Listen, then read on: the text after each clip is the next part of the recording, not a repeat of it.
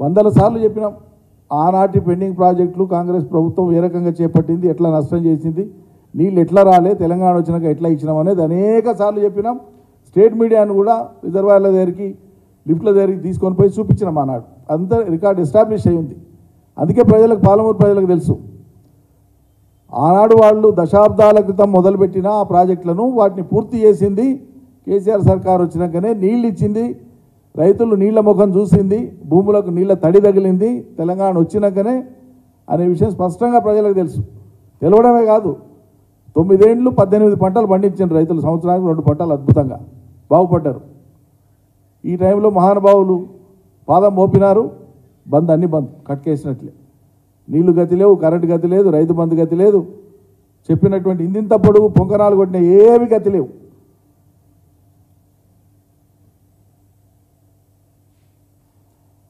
మనం వచ్చి మొదలుపెట్టినటువంటి పాలమూరు రంగారెడ్డి ఎత్తిపోతల పథకానికి కూడా ఎన్ని రకాల అవంతరాలు వీళ్ళు సృష్టించింది.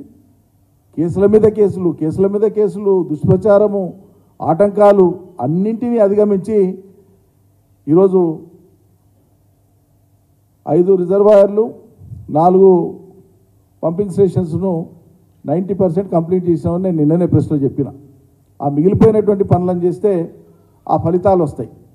ఏం మాట్లాడుతానంటే 2,000 కోట్లు ఖర్చు పెట్టిన పాలమూరులో ఇంకా నీళ్ళు ఇచ్చే దశకు వచ్చే టైంకే కదా మీరు వచ్చి కూర్చున్నది. ఆ ప్రాజెక్టులు ఇంకో 10% పూర్తి చేస్తే నీళ్ళు ఇస్తాం అన్ని రిజర్వాయర్లకు. ఆల్రెడీ మొదటి రిజర్వాయర్కి ఇచ్చింది స్టార్ట్ చేసినాం. నీళ్ళు ఇవ్వడానికి సిద్ధంగా ఉంది, సిస్టమ్ అంతా కూడా తయారుగా ఉంది. ఆ సిస్టమ్ను పూర్తి చేసి నీళ్ళు ఇవ్వమంటే నీళ్ళు ఇచ్చేయి, నీళ్ళు ఎన్నిక తయారు కాలేదు మళ్ళీ మాట్లాడితే అవి వివేకం ఉన్న మాటలు, అవి అవివేకమైన మాటలు. ఏమనుకోవాలి, ఎట్లా అర్థం చేసుకోవాలి వాటిని? కాబట్టి ఇప్పుడు అధికారం వచ్చింది, ఇట్స్ ఏ రియాలిటీ. కారణాలు ఏమైనా కావచ్చు, దాన్ని నిలబెట్టుకోండి, హుందాగా ప్రవర్తించండి, మర్యాద ప్రవర్తించండి, రాష్ట్రానికి ఎట్లా మేలు చేయాలనో దాని మీద దృష్టి పెట్టండి. అంటే ఏమి లేకి మాట్లాడి నాకు అర్థం కాదు. స్థాయి ఉండే మాటలేనా అవి? కేసీఆర్ ఎక్కడి నుంచో వలస వచ్చిండు పాలు, ఏం మాట్లాడతావు? మర్యాద ఉండి మాట్లాడతావు మాటలు అవి?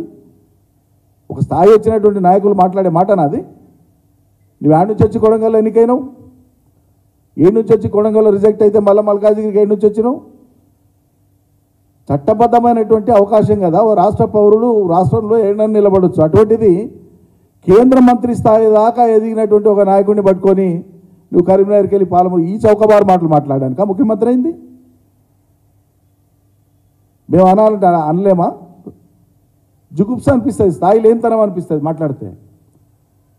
రాహుల్ గాంధీ ఉత్తరప్రదేశ్ వాళ్ళ నేటివ్ స్టేట్ ఇడిచిపెట్టి మళ్ళీ వాయనాడు ఎందుకు వచ్చిండు కేరళకి అని మాట్లాడాలనా? నిన్ననే ఆమె సోనియా గాంధీ గారు పోయి రాజస్థాన్కి వెళ్ళి ఎందుకు రాజ్యసభ మెంబర్ అయింది మాట్లాడాలనా? అది హక్కు. ప్రజామోదం ఉంటే ఎక్కడి నుంచి ఎవరైనా కూడా ఎన్నికవుతారు. ప్రజాస్వామ్యంలో ఎన్నుకునేటువంటి ప్రజలు గొప్పవాళ్ళు. వాళ్ళు ఆమోదించినాక నీకేంది బాధ? వాళ్ళు ఆమోదించినాక నీకేందా బాధ? నాకు అర్థం కాదు. నువ్వు 2 సార్లు ఇంతకుముందు గెలిచి ఇప్పుడు 3వసారి గెలిచిన ఎమ్మెల్యేగా. కేసీఆర్ ఎన్నిసార్లు గెలిచిండో లెక్క పెట్టుకుంటావా? ఒకసారి ఎన్నిసార్లు ప్రజామోదం పొందిండో లెక్క పెట్టుకుంటావా? వరుస పెట్టి గెలుచుకుంటూనే వచ్చిండు కదా. అది కరీంనగర్ అయినా, పాలమూరు అయినా, గజ్వేల్ అయినా, సిద్దిపేట అయినా, ఏడైనా, కరీంనగర్ అయినా, ఇంకేడైనా పోలికేంది అసలు? నీకు అవకాశం వచ్చి నువ్వు పని చేయి, మంచిగా సంతోషం, మెప్పు తెచ్చుకో. ఓ కేసీఆర్ కంటే ఘనుడని పేరు తెచ్చుకో. ఎవడొద్దన్నాడు? మేమే రిషపడతామా? గొప్ప పని చేస్తే కేసీఆర్కు మించిన పనులు నువ్వేమైనా తీసుకొచ్చి చేస్తే ప్రజామోదం పోతే మేము కూడా సంతోషపడతాం. అరే భలే చేసినాడు పోయి, కేసీఆర్ కంటే బాగా చేసిండు మనగాడు అంటాం. నువ్వు గవ పని చేయమంటానంటే మనగాంతనం చేసిన కేసీఆర్ నువ్వు చిన్నబుచ్చే పని చేస్తే నువ్వు పెద్దోడు అవుతావా?